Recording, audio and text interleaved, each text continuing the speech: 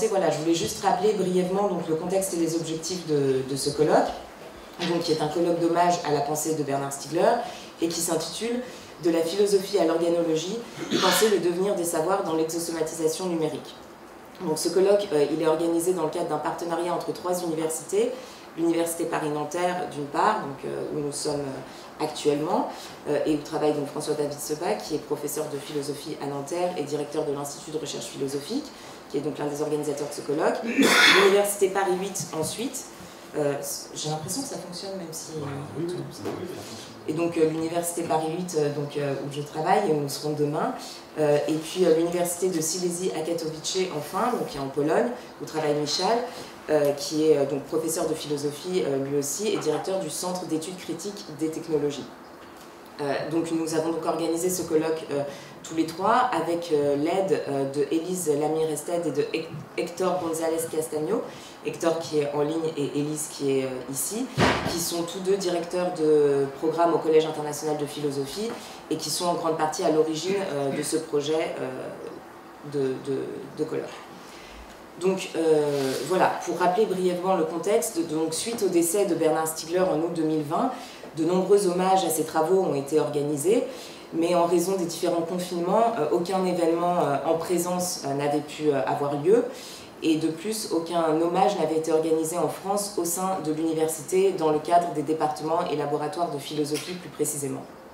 Donc, bien sûr, le rapport de Bernard Stiegler à l'institution universitaire était extrêmement compliqué, pour des raisons qui sont à la fois biographiques mais aussi théoriques et politiques, comme il l'explique notamment dans la 2e partie du livre intitulé « État de choc, bêtises et savoir au XXIe siècle », dont on reparlera peut-être au cours de ces journées.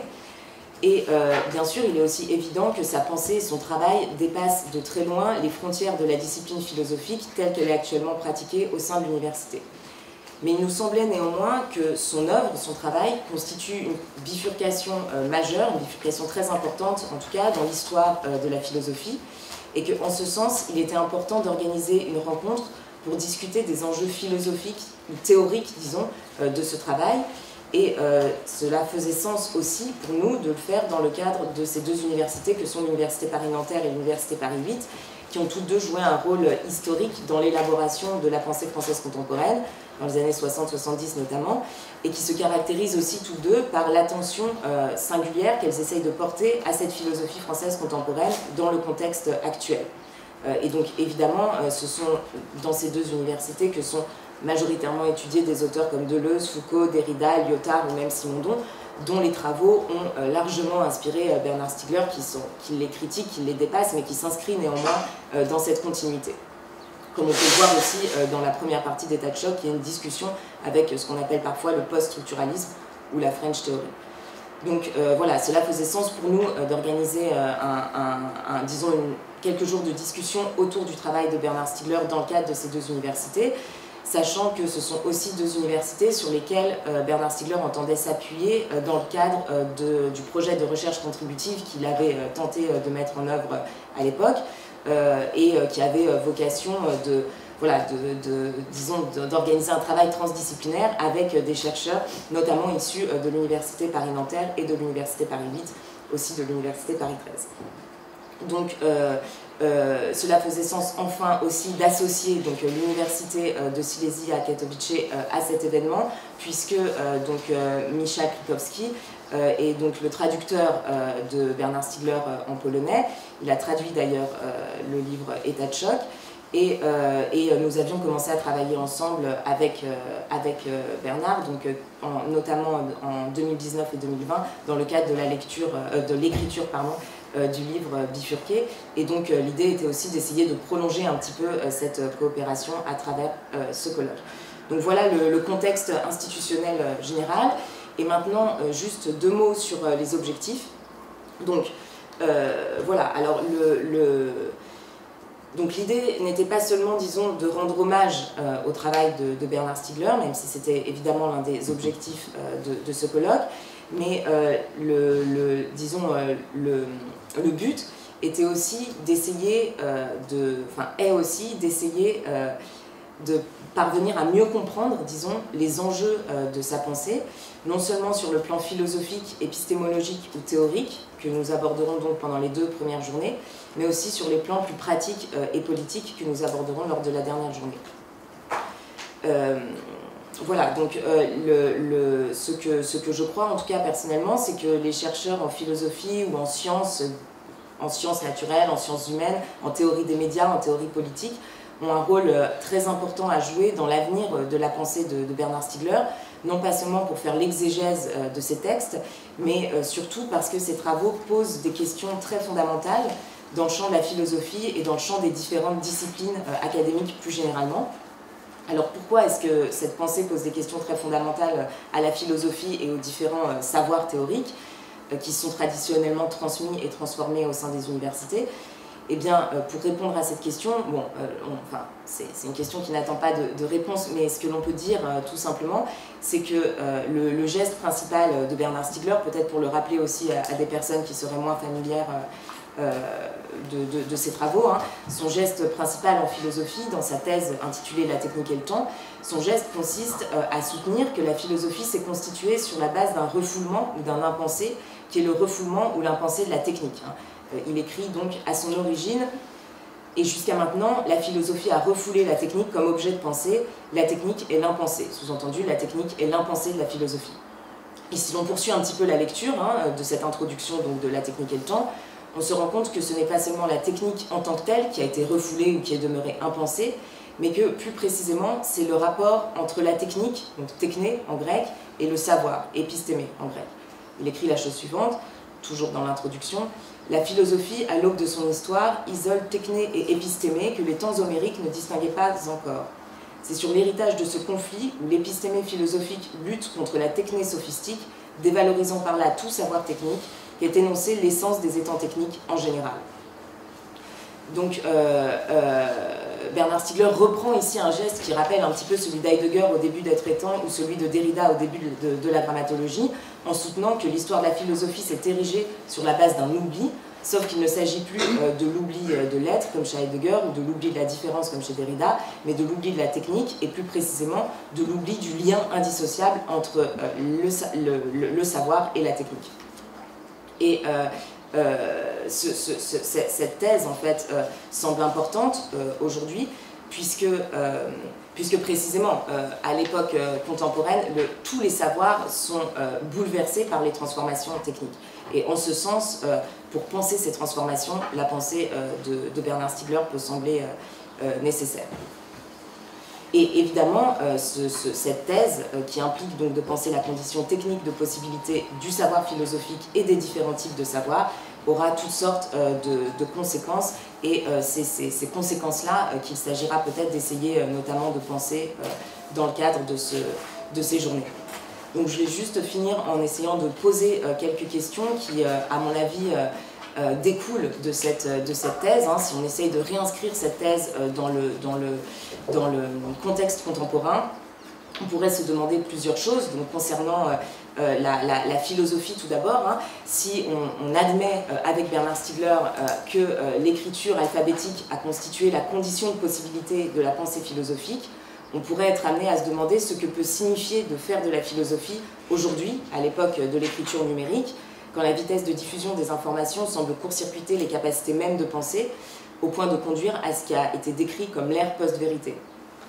Par ailleurs, si on admet sa thèse selon laquelle les dispositifs et instruments techniques configurent les phénomènes scientifiques, qu'ils rendent accessibles, on pourrait se demander, de la même manière, comment la numérisation actuelle va transformer non seulement les méthodes des sciences traditionnelles, mais aussi leurs objets, les phénomènes scientifiques eux-mêmes.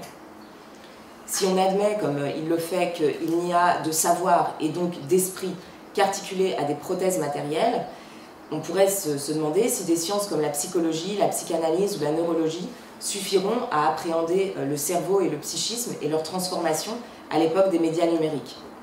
Si on admet, comme il le fait, que les organes artificiels modifient toujours en retour les organismes naturels, on pourrait se poser la même question pour la biologie et se demander si une science comme la biologie peut suffire à appréhender les évolutions du corps humain, en particulier face aux menaces du transhumanisme. Enfin, si on admet, comme il le soutient aussi, que les modes de gouvernementalité sont toujours technologiquement implémentés d'une certaine manière, hein, si on admet que la disruption numérique court-circuite les réglementations économiques et juridiques, alors on pourrait être amené à se poser le même type de questions concernant la théorie politique, à savoir une théorie politique, une pensée politique, peut-elle encore être pertinente si elle ne questionne pas le statut de la technique contemporaine. Voilà, donc c'était simplement quelques questions pour ouvrir le champ des différentes réflexions. On abordera beaucoup d'autres sujets, à mon avis, durant ces 3 jours. Mais voilà, donc je vais simplement ouvrir maintenant la première séance de discussion avec François-David Sebag qui va, disons, commencer par sa communication. Donc François-David Sebag est professeur de philosophie à l'Université Paris-Nanterre, comme j'ai déjà dit, directeur de l'Institut de recherche philosophique.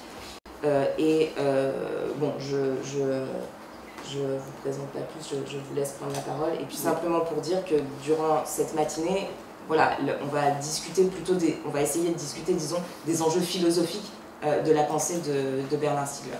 Voilà. Donc, bien, merci beaucoup Anne pour tout ce que vous avez déjà fait pour ce colloque. Donc, je suis très très heureux de participer concrètement aujourd'hui par cette communication à ce colloque. Je suis heureux aussi d'avoir, dans la mesure de mes forces, c'est-à-dire bien peu, mais quand même participer à son organisation. Et surtout, je remercie Michal et vous, Anne, pour avoir vraiment pris la plus grande part dans cette organisation. Alors, ma communication, j'ai intitulé tout simplement Bernard Stiegler, philosophe, et elle souffrira sans doute de 2 défauts, peut-être de ne pas être aussi bien construite formellement qu'elle devrait l'être, et par ailleurs d'être parfois un peu survolante, mais au fond j'ai choisi d'essayer de partager avec vous un certain nombre de mes réflexions et de ce qui me fait réfléchir actuellement à partir de la pensée de Bernard Stiegler. Et effectivement, il s'agit pour moi de l'aborder peut-être moins par les contenus de cette pensée que par sa manière de faire, par sa manière de penser. Et d'essayer de réfléchir sur les raisons qu'on a de le lire comme un philosophe. Puisque Bernard Stiegler a écrit au moins 25 livres, peut-être plus d'ailleurs, et que je ne les ai vraiment pas tous lus, on sait qu'il y a une diversité de manières d'intervenir chez Bernard, et qu'il n'a jamais conçu la philosophie comme une activité contemplative et coupée d'une intervention dans le monde. Il a assumé des rôles institutionnels, et il a eu une intervention politique dans divers sens du terme, par exemple son rôle moteur et même initiateur d'Ars Industrialis et bien d'autres choses. Et on pense évidemment ces dernières années à sa formulation dans l'espace public de l'urgence qu'il y a à bifurquer, de cette bifurcation qui a à voir avec la préservation de l'improbable, de l'incalculable, pour au fond tout simplement sauver notre monde. Et pour cela qu'il faut ouvrir concrètement des routes et donner des outils pour le faire, et que cette idée était devenue dominante. Et cela, cette partie, si je puis dire, de son travail, de son existence, au fond, a beaucoup d'effets importants, positifs, mais cela a aussi pour effet inéluctable de forcer un trait qui, me semble-t-il, je parle de manière un peu générale et donc forcément contestable, mais un trait qui aura toujours été présent dans les écrits de Bernard Stiegler, qui s'en trouve radicalisé, c'est la position, c'est la thèse. Outre une proposition à la création de néologismes, voilà, une formule qu'on retrouve souvent dans ces textes, hein, c'est ce que j'appelle ceci, ce que j'appelle nécromas, ce que j'appelle épiphylogénèse, etc. Et d'ailleurs, ah oui, c'est moi qui suis, ça ne pas du tout, je me demandais tout ça. Et d'ailleurs, à l'Université de technologie de Compiègne, où il a eu un rôle très important et où, au fond, enfin voilà, c'était un petit peu son lieu de pensée au moment où la genèse de sa pensée finissait de s'écrire la technique, les premiers tomes de la technique et le temps, hein, qu'il présentait à cette époque dans ce cadre. À l'Université de technologie de Compiègne, on parlait, et on parle toujours, de la thèse de la technique anthropologiquement constituante. Même si une telle formule, hein, d'ailleurs, je pense, n'apparaît jamais sous la plume de Bernard lui-même. Bon, mais pourquoi une thèse? À cela, il y a des raisons fortes. Une thèse, une fois stabilisée, une fois qu'elle est stabilisée, elle fournit un socle, un fondement, pour, à partir de là, d'ailleurs, produire des outils, par exemple à l'Institut de recherche et d'innovation, donner des directions pour agir. Une thèse, c'est aussi un programme, c'est un programme de recherche. Et donc, c'est évidemment très important, et on comprend toutes les bonnes raisons qui font qu'il y avait cet aspect très thétique dans la pensée de Bernard Stiegler. Mais ce à quoi j'aimerais m'intéresser ici, c'est au fond à ce qui ne fait pas thèse chez Bernard Stiegler, et qui pour moi est quand même associé profondément à ce qui fait la philosophie, à une espèce d'impossibilité de la thèse, hein, de stabiliser la thèse. Et donc c'est vraiment une question, hein. Est-ce qu'il y a du ne pas faire thèse, hein, dans la pensée de Bernard, comme il y en a particulièrement chez Jacques Derrida, hein, qui, évidemment, et on sait le lien et l'importance structurante de la pensée du second Derrida pour le premier cité ici, c'est-à-dire Bernard Stiegler.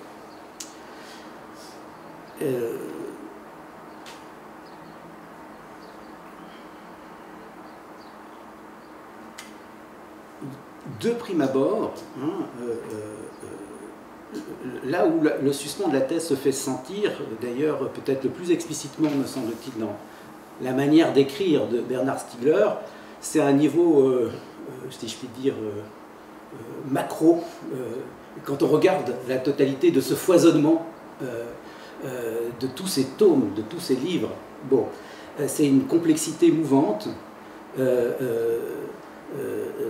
Tous ces tomes, par exemple le tome 4 de la technique et le temps, hein, sans s'être annoncé dans plein d'autres livres et qui ne surgit finalement pas jusqu'à présent, ou alors pendant qu'il écrit la technique et le temps, la bifurcation vers les problématiques de la misère symbolique, qui au fond reprennent les mêmes questions mais sous un autre angle, bon, et qui ouvrent, et où on passe en fait de la problématique de la rétention tertiaire à la problématique de l'organologie, qui est bien la même, mais vue sous un autre angle et de telle manière qu'on la cultive autrement. La manière même dont il bifurque à l'intérieur de ses œuvres, hein, le troisième tome de la technique et le temps, au fond, réaménage la totalité du parcours, hein, en faisant entrer la question d'imagination. Et c'est des bifurcations qui sont effectivement l'incalculable, hein, qui surgit dans son itinéraire, hein, c'est pas programmé, hein, c'est d'évidence pas programmé dans le début de l'œuvre. Bon. Et donc, voilà, c'est ça qui m'intéresse, c'est est-ce qu'il y a d'une pas faire thèse dans cette philosophie qui par ailleurs est si thétique. Alors, deuxième point de cet exposé, au risque du survol, je voudrais essayer de ressaisir le geste philosophique de Bernard Stiegler tel qu'il s'initie, hein, vraiment, et tel qu'il s'initie donc dans le premier tome de la technique et le temps. Donc Bernard Stiegler est tout à la fois un décrypteur de ce qui est, hein, de ce qui est concrètement, hein, de la positivité, par exemple, des différents dispositifs techniques. Il est un décrypteur de ce qui nous arrive, de ce qui arrive, et il est au fond un décrypteur de l'être. Hein. Il fait au sens au sens le plus simple, et je dirais non heideggerien, il fait de la métaphysique, hein, et il est aussi très spéculatif. Hein, c'est un penseur extrêmement concret, extrêmement spéculatif simultanément. Bon. Et il est un lecteur. Hein, il procède, comme d'ailleurs c'est une expression que je reprends à Jean-Hugues Barthélemy, à des lectures-prolongements. Et au travers de ces lectures-prolongements, il élabore une thèse. Une thèse de philosophie, et la technique et le temps n'est pas seulement, ni d'abord, une thèse au sens de l'usage académique, puisque c'est effectivement de fait aussi le premier tome, sa thèse de philosophie. Et comment, voilà, en continuant de décrire de manière un petit peu générale un certain nombre de traits qui me semblent caractériser cette manière de faire, on voit que Bernard Stiegler argumente peu. Il discute peu, et il discute peu en s'adressant à. Hein, c'est-à-dire, il commente. Au fond, il commente peu les autres. Hein, il opère une espèce de travail de discernement. Hein, il retient ce qu'ils ont vu et rejette leur point d'aveuglement. Voilà, donc il retient et puis il rejette ce qui lui semble à lui un point d'aveuglement. Et il ne s'adresse pas tellement à lui-même non plus d'objection. Hein, il ne pose pas de questions à ses propres propos. Hein, c'est pas ça sa manière de faire de la philosophie. Et je le disais, là où on perçoit le plus l'hésitation, c'est au niveau global, hein, dans ces bifurcations. Il n'hésite pas hein, qu'il endure l'aporie. Ce qui fait qu'on peut avoir l'impression que lui, qui est cithéridien à bien des égards, hein, mobilisation des notions de défaut d'origine, de déférence avec un A, d'incalculable, et bien d'autres choses, semble être bien peu dans le geste. Hein. Il est bien peu dans le double bind, dans la contamination, dans le, par exemple, si on relit La vie, la mort, dans le ni posé ni opposé. Hein, c'est pas sa manière de penser. Au moins dans l'explicite du geste, parce que je vais essayer dans la suite de cet exposé de nuancer un petit peu ce diagnostic. Alors,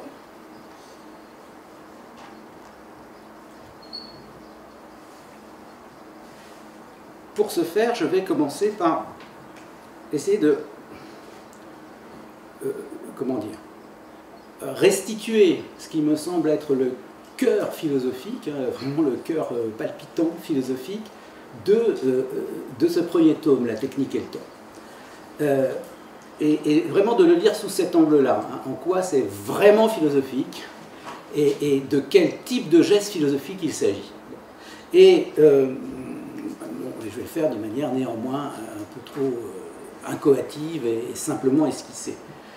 Ce qui frappe, me semble-t-il, ce qui m'a sauté aux yeux en relisant ce texte, c'est combien, à certains égards, la technique et le temps est tout simplement un rival mimétique d'être et temps de Heidegger. Et le projet est à la même radicalité, hein, de, entre guillemets, refonder l'ontologie. Et c'est pourquoi il est si philosophique, hein, ce projet de Bernard Stiegler. Hein, il est au fond en direction d'une ontologie fondamentale. Et il en passe, finalement, comme Heidegger, par une analytique existentielle, puisque le Dasein est cet être qui a à être, qui est sans fondement, et pour lequel, hein, je redis l'intuition centrale d'où par Heidegger, et pour lequel il y va en son être, de son être même. Puisque d'abord, il a à être, il a à se choisir. Et ce à être, cette indétermination, cette structure ce qu'il va requalifier hein, dans le reste du texte comme structure d'anticipation, hein, il y a quelque chose dont on ne peut pas se passer, c'est cette structure d'anticipation et de projection dont l'avenir ne peut pas être jamais absolument déterminé. Et cela, c'est sans cesse maintenu dans la totalité de la technique et le temps. Mais, comme Anne l'a rappelé, il s'agit donc, hein, dans ce texte, néanmoins, à partir de là, et sans cesser de maintenir cette posture hein, qui s'enracine dans l'initiation même du geste de Heidegger, il s'agit de voir et donc de penser l'impensable même pour Heidegger, dans l'œil de Bernard Stiegler, c'est-à-dire le statut de la technique est un statut tel que la technique ne sera pas une région de l'être, même ignorée, mais joue, si je puis dire, du côté de l'être. Elle est engagée, elle est au cœur de ce qui est pour Heidegger la différence ontologique, et elle est au cœur de l'être en tant qu'il est ce qui donne.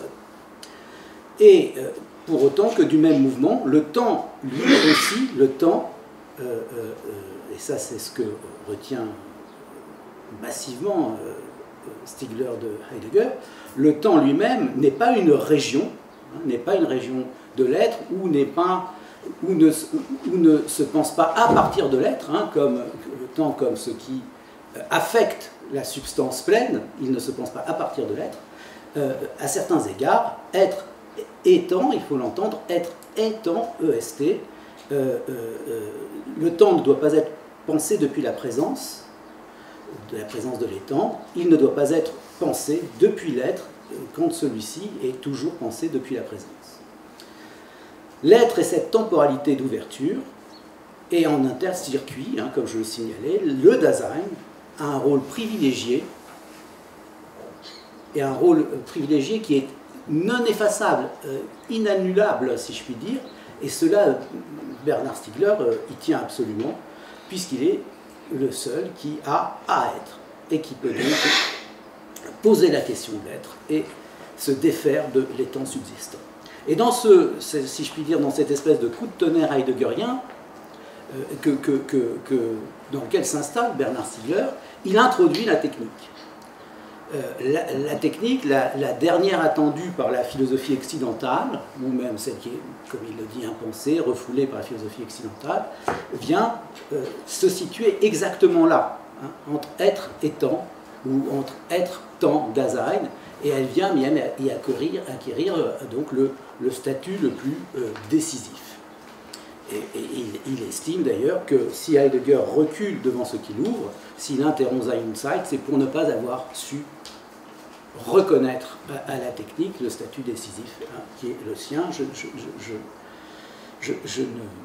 Je n'approfondis pas, je contente de rappeler ces points décisifs.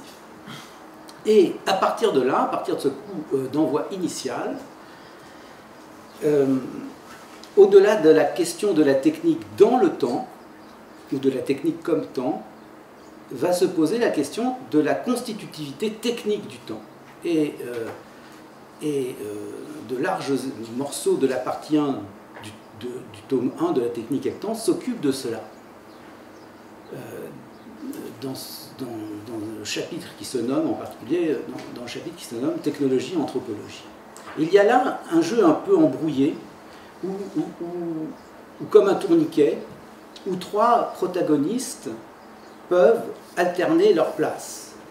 Temps, homme, alors aujourd'hui on dirait peut-être plutôt humain, temps, humain, technique. La technique étant effectivement la dernière entrée dans le jeu, grâce au regard de Bernard Stiegler, pour se révéler originaire, originaire avec des guillemets, puisque cette origine, effectivement, va signaler le défaut de toute origine.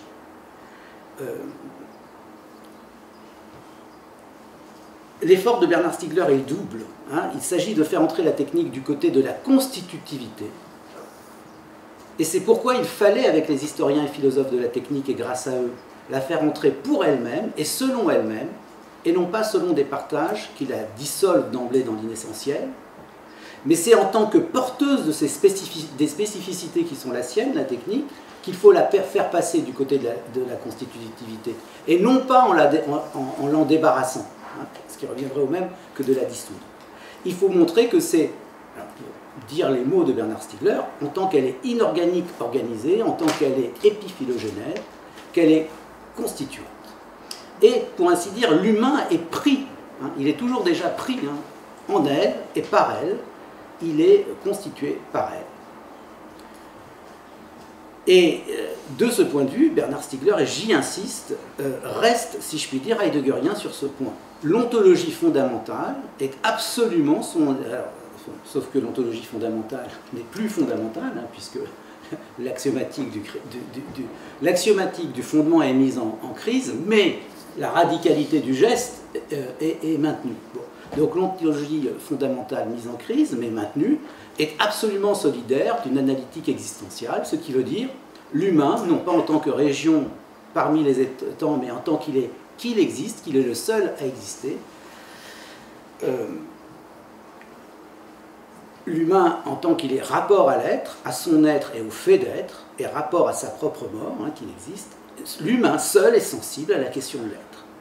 Et c'est alors que, pour autant qu'il a été réenveloppé maintenant dans cette problématique où, dans les trois termes, temps, être, il y avait trois termes, temps, être, humain, mais humain découvert comme Dasein, et bien maintenant un quatrième est venu s'ajouter, un quatrième qui est la technique, mais la technique qui va s'avérer non pas le tard venu, le dernier venu, mais étant à l'origine, en faisant défaut d'origine.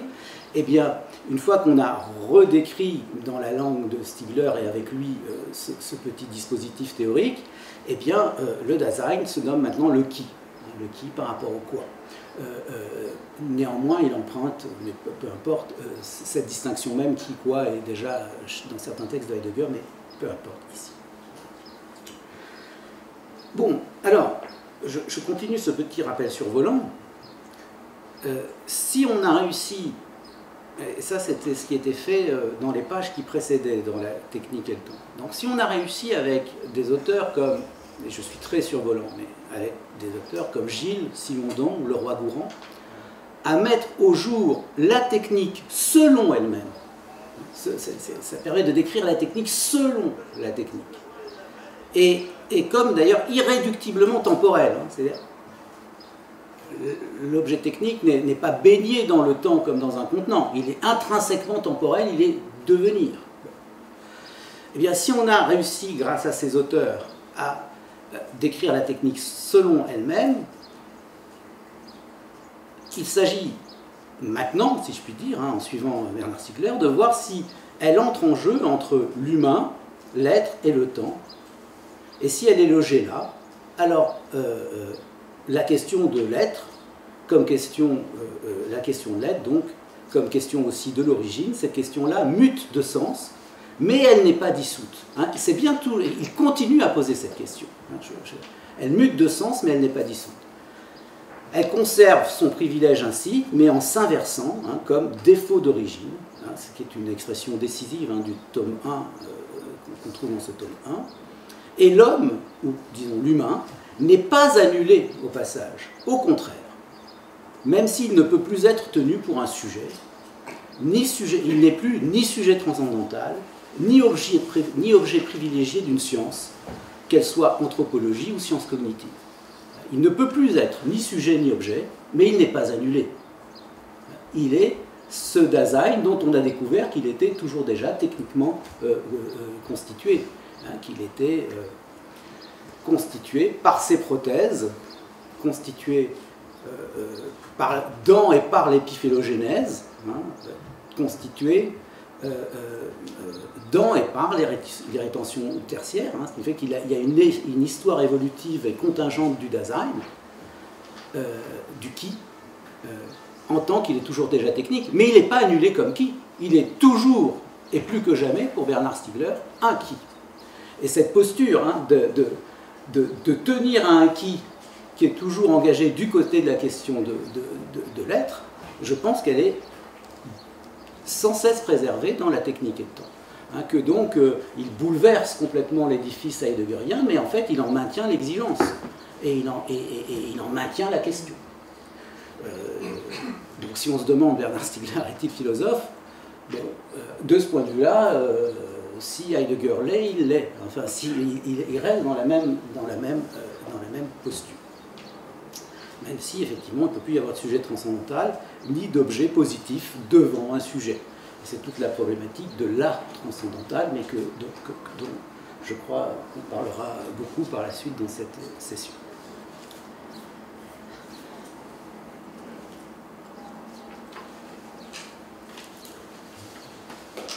Combien est-ce qu'il me reste de temps? 5 minutes. 5 minutes? Ah ouais, alors, si c'est 5 minutes, je vais faire une grande coupe. Mais c'est pas grave. Voilà.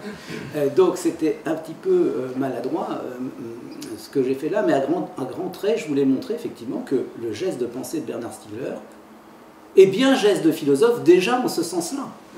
En ce sens où, au fond, il reprend la matrice heideggerienne en la bouleversant, on pourrait dire en la bouleversant par Derrida, hein, c'est-à-dire en la faisant muter de sens, puisque on passe dans la pensée du défaut d'origine, de la différence, et que cette pensée ne peut vraiment se déployer pour lui que comme pensée de l'épiphélogénèse et de la rétention tertiaire, ce qui fait qu'il n'est ni Heidegger ni Derrida, mais qu'il ne peut produire sa pensée qu'à partir de ces deux gestes initiaux.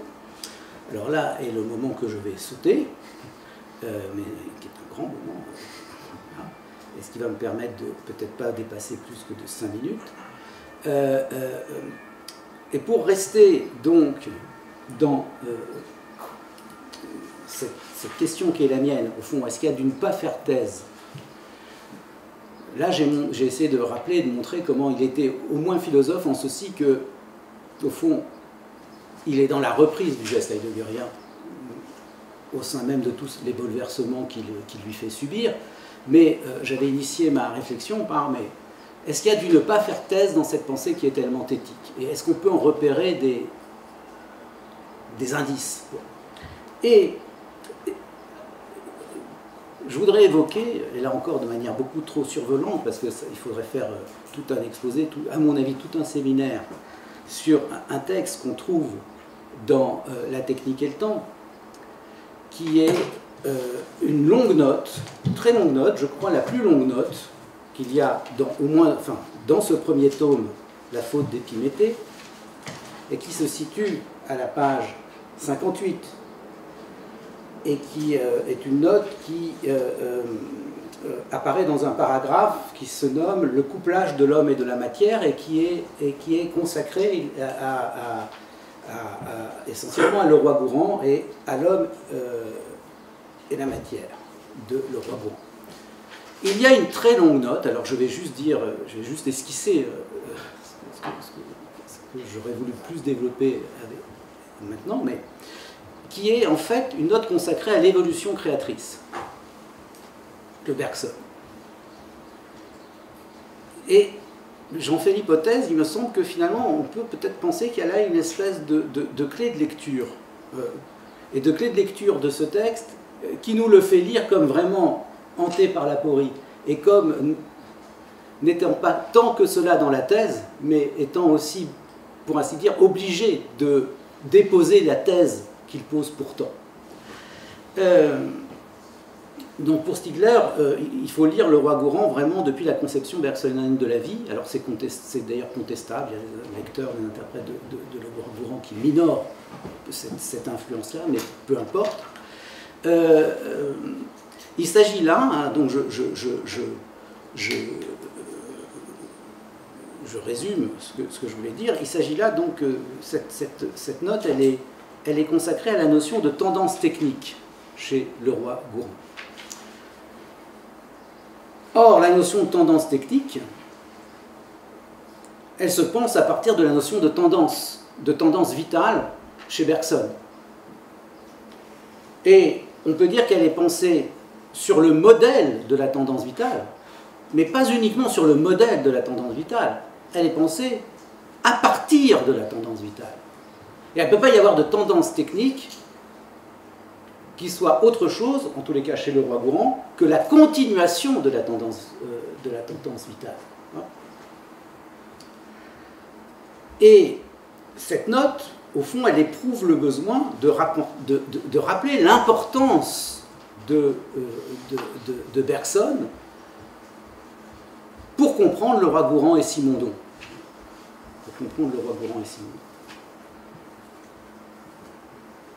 On ne comprend la pensée de Simondon, au-delà même de la pensée de Leroi-Gourhan, hein, qui sont les deux, qui vont être deux références clés dans l'économie de ce premier tome, de La technique et le temps. On ne comprend la pensée de Simondon, on ne comprend bien la pensée du mode d'existence des objets techniques que si on la réenracine dans Bergson.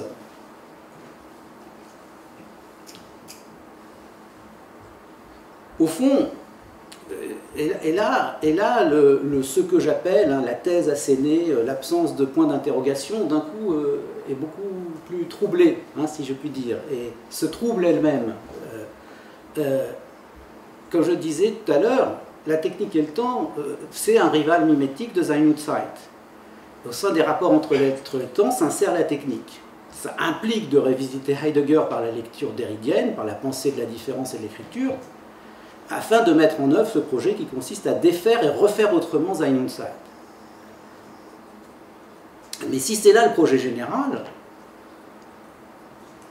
il appert de manière absolument évidente que pour penser l'objet technique, il faut en passer par Leroi-Gourhan et Simondon, et que ces deux-là, eux, ne se lisent que depuis Bergson, ne se comprennent que depuis Bergson, et ne sont pas, si je puis dire, autonomisables par rapport à Bergson, c'est-à-dire par rapport à une métaphysique de la vie.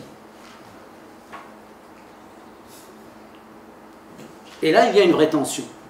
Il y a une vraie tension de la même manière, parce qu'il y a un différend avec un D entre Bergson et Derrida. Bergson, pour le dire de manière extrêmement caricaturale, pensait de la vie pure, Derrida pensait du toujours déjà de la contamination, du toujours déjà de la technique, du toujours déjà de l'impossibilité de poser et d'opposer le vivant et le mort. Bergson, c'est tellement la vie pure qu'il n'y a même pas de place pour la mort, vraiment, en fait, chez Bergson. Bon, il faudrait évidemment déployer tout ça, mais vous aurez compris que, au fond, ma question, c'est que cette note, cette longue note, cette très longue note, n'est-elle pas le symptôme d'un embarras, le symptôme d'une impossibilité de la thèse? Comme si ce que Stigler y écrivait était absolument nécessaire à l'économie de son propos. Il faut, cette brique bergsonienne, elle est à l'arrière-plan de deux de ses références majeures. Mais comme si, et c'est sa position comme une note de bas de page, ce n'était pas intégrable au corps organique du texte. C'est écrit sur une seconde portée. C'est écrit en bas de page et sur une seconde portée. Et il faut ça, il faut ce Bergson pour pouvoir penser avec Leroi-Gourhan et avec Simondon. Alors, comment coordonner, comment articuler ces deux dimensions?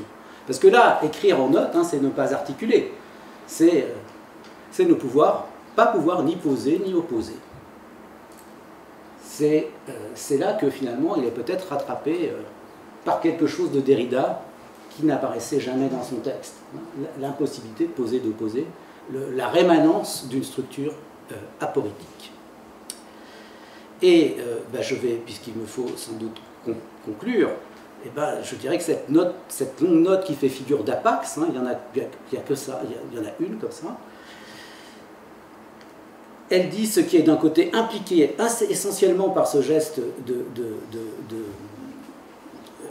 Stigler, et ce qui reste inassimilable, inintégrable par lui, ce qui doit être écrit sur une seconde portée.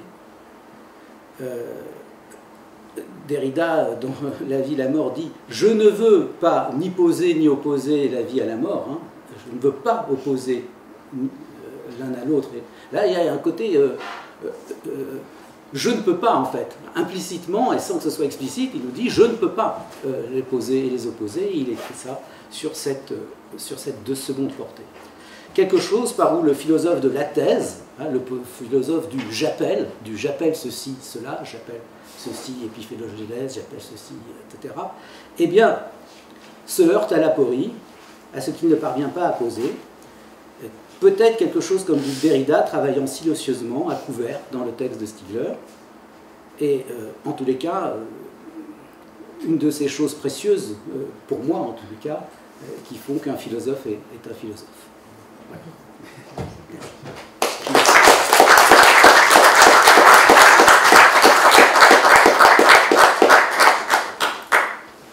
Merci beaucoup. Bon, on va peut-être... c'était très bien, je pense, d'avoir cette espèce de rappel extrêmement... enfin, point de vue très très large sur le geste de Bernard Stiegler pour commencer, avec aussi cette question qui est une question qu'on s'était beaucoup posée aussi dans le cadre de nos discussions, c'est-à-dire la question de cette articulation entre ces pensées de la vie chez Bergson ou de la technique chez Simondon, et puis de l'autre côté des pensées comme celle d'Heidegger ou de Derrida qui se rencontrent dans ce texte et qui demandent à être articulées justement. C'est bon, des grosses questions. Alors, soit on ouvre des questions maintenant, ou bien j'enchaîne et ensuite, voilà, parce que donc, dans les deux interventions qui vont suivre, on va se focaliser un petit peu sur la question de la philosophie atranscendantale, ou cette notion d'atranscendantal qui est mobilisée par Bernard Stiegler. Donc voilà, enfin, moi je vais essayer de parler un petit peu de cette question, et puis Michael Crevoisier, qui interviendra juste après, détaillera aussi ce thème. Donc je pense que mon propos va être un peu plus général, je vais repartir des travaux de Derrida et les articuler à ceux de Stiegler autour de cette question de l'atranscendantal, et puis ensuite Michael viendra plus dans le cœur du texte, mais on pourra faire une discussion entre les deux, à la limite, on peut faire comme ça. Alors, donc l'objectif de cette présentation, ce que je vais essayer de faire en fait, c'est d'explorer un petit peu cette notion d'atranscendantal telle que la mobilise Bernard Stiegler, sachant qu'il va être amené à un certain moment à qualifier sa pensée de pensée atranscendantale. Ou de philosophie atranscendantale. Il utilise les deux termes qui ne sont pas équivalents, mais, et donc je vais expliquer tout d'abord en introduction très rapidement pourquoi je me suis intéressée à cette question et pourquoi elle me semble importante. Donc en France, ces dernières années, s'est affirmée une volonté dans le champ de la philosophie de dépasser la philosophie transcendantale telle qu'elle avait été élaborée par Kant. Et cette volonté a donné lieu à la revendication de nouvelles formes de métaphysique, parfois appelées réalisme spéculatif, qui conduisent, de manière très générale, je ne vais pas aller dans le détail, mais qui conduisent souvent à l'affirmation qu'il existerait une réalité indépendamment de notre subjectivité, une chose en soi que nous pourrions connaître, là où la philosophie critique de Kant, ou la philosophie transcendantale, consistait précisément à affirmer que nous ne pouvons accéder qu'à une réalité empirique qui est conditionnée par les formes a priori de notre subjectivité, et que notre connaissance est elle-même conditionnée par les catégories a priori de notre entendement. Ces formes et ces catégories a priori constituant précisément les objets de la philosophie transcendantale de Kant. La philosophie de Kant consiste à interroger les conditions de possibilité de l'expérience et de la connaissance, pour le dire autrement. Parler de philosophie transcendantale en ce sens, c'est dire que la philosophie n'est pas un discours qui nous parle du réel, ou qui nous parle d'objets réels, mais un discours qui s'interroge sur les conditions de possibilité d'accès à ces objets réels, dits réels. A l'inverse, une position réaliste, comme celle par exemple du réalisme spéculatif, c'est une position qui soutient qu'il existe une réalité en soi, quelle qu'elle soit, et que la philosophie doit redevenir une sorte de métaphysique d'une certaine manière, donc un discours qui porte sur cette réalité. Et non plus une philosophie critique, c'est-à-dire un discours qui porte sur les conditions de possibilité de l'expérience et de la connaissance. La philosophie devrait donc parler de ce qui existe en soi et non pas s'interroger sur les conditions de possibilité de l'expérience ou de la connaissance. Et en fait, quand on a lu les textes de Jacques Derrida, il est très difficile d'adhérer à ce type de perspective qui apparaît nécessairement comme une sorte de retour d'une nouvelle métaphysique de la présence que Derrida a déconstruit dans le cadre de ses travaux. Mais par contre, il est frappant de constater qu'à la même époque, à l'époque où surgissent ces revendications de nouveaux types de métaphysique pour dépasser, soi-disant en tout cas, la philosophie transcendantale de Kant, et bien à la même époque s'affirme une autre voie, d'une certaine manière, qui est la voie proposée par Bernard Stiegler, qui est lui-même, comme l'a rappelé François Sebas, un lecteur, élève et disciple de Jacques Derrida, et qui revendique, quant à lui, une philosophie ou une pensée atranscendantale. Donc, en proposant cela, Bernard Stiegler propose lui aussi d'aller au-delà de Kant, évidemment. Mais il propose d'y aller par une toute autre voie, qui ne conduit pas du tout à une nouvelle forme de réalisme ou d'idéalisme, ou à une nouvelle forme de métaphysique, mais qui implique par contre de prendre en compte le rôle de l'artefactualité technique dans la constitution de l'expérience et de la connaissance. Le problème de Kant, pour Bernard Stiegler, ce n'est pas du tout son corrélationnisme, comme le soutiennent souvent les tenants du réalisme spéculatif, mais c'est le fait qu'il n'a pas pensé la technique comme constitutive de l'expérience et de la connaissance, et qu'il a ainsi rejoué l'oubli de la technique, qui est, selon Bernard Stiegler, au fondement même de la philosophie. En ce sens, donc, il me semblait important d'essayer d'explorer cette perspective de la pensée atranscendantale, telle qu'elle est ouverte par Bernard Stiegler, parce qu'il me semble qu'elle peut être pertinente pour opérer justement le renouvellement philosophique qui semble se chercher aujourd'hui et dont le réalisme spéculatif constitue sans doute un symptôme. Mais il me semble aussi que ce geste de Bernard Stiegler peut être important pour penser des enjeux très contemporains auxquels nous sommes confrontés aujourd'hui, à une époque où il est devenu absolument évident pour tout le monde que les évolutions techniques transforment à la fois les conditions de l'expérience et les conditions des connaissances. Par exemple, quand on utilise un logiciel ou une plateforme comme Zoom, on voit bien que la technologie nous projette dans d'autres espaces et dans d'autres temps, et donc que les formes de l'espace et du temps, qui sont les formes a priori de la sensibilité, sont conditionnées techniquement.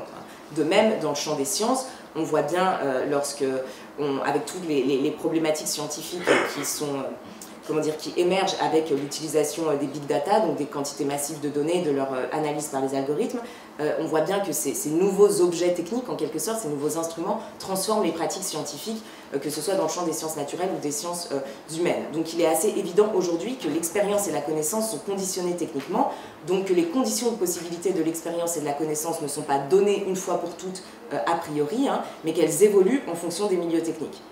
Or, selon Bernard Stiegler, c'est précisément cela que Kant n'avait pas pensé, lui qui croyait pouvoir déduire les formes de la sensibilité et les catégories de l'entendement à partir des sciences déjà constituées et accéder ainsi aux conditions de possibilité a priori de l'expérience et de la connaissance. Ce qui le conduit donc à séparer le transcendantal d'un côté et l'empirique de l'autre. Le transcendantal, c'est-à-dire les conditions de possibilité de l'expérience et de la connaissance, l'empirique, ce qui est donné dans l'expérience et qui peut faire l'objet d'une connaissance. Et donc le geste de Bernard Stiegler va consister à essayer de dépasser Kant de cette manière-là, et donc de dépasser aussi nécessairement cette opposition, disons, ou cette séparation entre le transcendantal d'une part et l'empirique de l'autre. Et c'est la raison pour laquelle il va parler de pensée atranscendantale ou exotranscendantale, j'essaierai d'expliquer pourquoi, et qu'il va décrire son geste comme, je le cite, c'est dans La technique et le temps, comme une double récusation de l'empirisme et du transcendantalisme. Donc une volonté d'aller au-delà de ce partage, et c'est ce qui va se concrétiser notamment à travers le projet d'organologie générale. Voilà, donc je vais essayer d'expliciter un petit peu ces questions en repartant en fait d'un texte, en repartant des travaux de Jacques Derrida, tout simplement parce qu'il me semble qu'en fait les deux gestes s'articulent, demandent à être articulés. Donc je vais repartir des travaux de Derrida sur cette question, parce qu'en fait je crois que Derrida, la lecture que Derrida, en fait le point commun entre Jacques Derrida et Bernard Stiegler à mon avis, c'est d'avoir une lecture qu'on pourrait qualifier de déconstructrice de la phénoménologie, c'est-à-dire d'essayer à travers la réintroduction de la question de l'écriture ou de la technique dans la pensée phénoménologique, de déconstruire en fait cette opposition entre l'empirique et le transcendantal, d'aller au-delà, et ce geste qui s'amorce dans la pensée de Jacques Derrida, à mon avis, se poursuit à travers la pensée de Bernard Stiegler. C'est pour ça que je vais essayer de les articuler. Et donc je vais lire mon texte pour essayer de parler un petit peu plus vite, parce que sinon je ne vais pas réussir à finir. Voilà, donc je commence maintenant. Donc une première partie qui concerne Jacques Derrida et la seconde partie qui concerne Bernard Stiegler. Donc en 1962, il y a 60 ans précisément, paraissait le premier livre de Jacques Derrida. Ce livre n'est pas vraiment un livre, puisqu'il constitue en fait une traduction d'un des derniers textes de Husserl, intitulé « L'origine de la géométrie » et publié en 1936. La traduction française de Derrida est accompagnée d'une longue introduction dans laquelle Derrida commente le texte de Husserl, qu'il a alors traduit, et il amorce ainsi un geste de déconstruction de la phénoménologie. Si Derrida accorde beaucoup d'importance à ce texte, l'origine de la géométrie, l'introduction est très très longue, c'est que selon lui, dans ce texte rédigé 2 ans avant sa mort, Husserl opère un renversement radical de la perspective phénoménologique qu'il a développée tout au long de sa vie, en raison du rôle qu'il accorde alors au langage et à l'écriture dans la constitution de l'objectivité idéale caractéristique des vérités scientifiques. Husserl remarque alors, en effet, donc dans ce texte sur l'origine de la géométrie, que pour être considérée comme vraie ou objective, une signification ne peut rester dans le domaine de l'évidence subjective, mais doit pouvoir être partagée et transmise intersubjectivement. Il ne suffit pas, autrement dit, que la signification soit visée à tel endroit et à tel moment par un individu, hein, c'est évident, hein, mais elle doit pouvoir être partagée par une communauté et transmise dans le temps. Seule cette intersubjectivité et cette omnitemporalité lui conféreront une objectivité. C'est pourquoi Husserl est conduit à faire du langage le médium indispensable et la condition de possibilité de l'objectivité idéale. Seul le langage permet la mise en circulation historique et intersubjective de la vérité géométrique, qui demeurerait sinon une formation empirique, emprisonnée comme un fait dans une subjectivité psychologique dans la tête de l'inventeur. Je cite le texte de Derrida ici qui commente Husserl.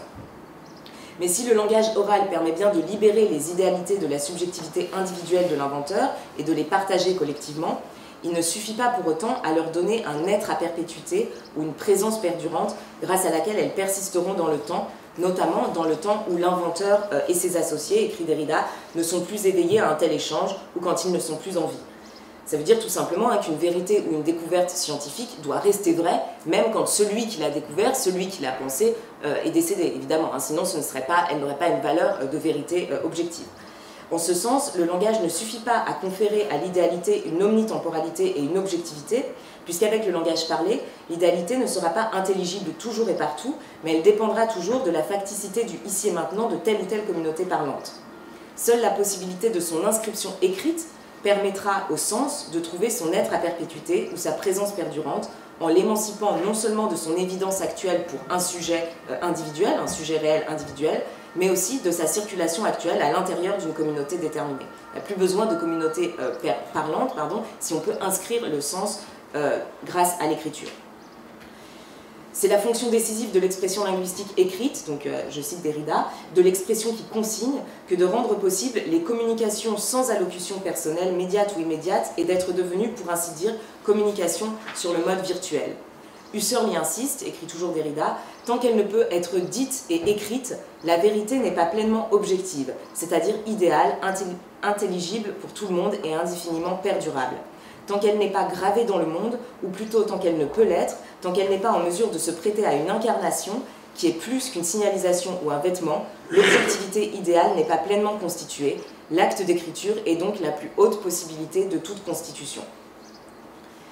Mais le problème pour Derrida, c'est que si la possibilité de l'incarnation écrite est constitutive de l'objectivité idéale, autrement dit si l'écriture et l'inscription matérielle est constitutive de la signification idéale d'une certaine manière, si l'écriture est donc plus qu'un simple vêtement sensible pour l'idée intelligible, alors il faudra questionner le caractère supposément instrumental ou représentatif de la dite expression écrite. Dès lors, écrit Derrida, l'écriture n'est plus seulement l'auxiliaire mondain et mnémotechnique d'une vérité dont le sens d'être se passerait en lui-même de toute consignation. Non seulement la possibilité ou la nécessité d'être incarné dans une graphie n'est plus extrinsèque et factice au regard de l'objectivité idéale, mais elle est la condition sine qua non de son achèvement interne.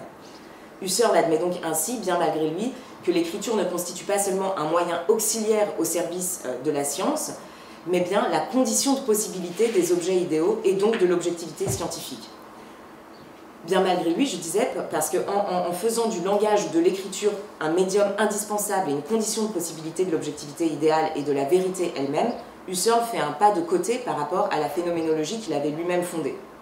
C'est ce que demande Derrida quand il écrit « Husserl ne revient-il pas ainsi au langage, à la culture et à l'histoire qu'il a réduit pour faire émerger la possibilité pure de la vérité ?»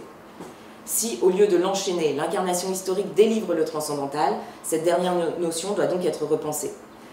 En effet, si on entend par transcendantal les conditions de possibilité a priori de la connaissance et de la vérité, et si l'on fait du langage et de l'écriture, qui sont des phénomènes empiriques, historiques, mondains ou factices, des conditions nécessaires de cette même connaissance et de cette même vérité, alors ou bien on abandonne le projet transcendantal, ou bien on abandonne, on renonce à toute prétention à la connaissance, à la science et à la vérité, ou bien on est obligé de questionner l'opposition entre le transcendantal et l'empirique qui était au fondement de la phénoménologie.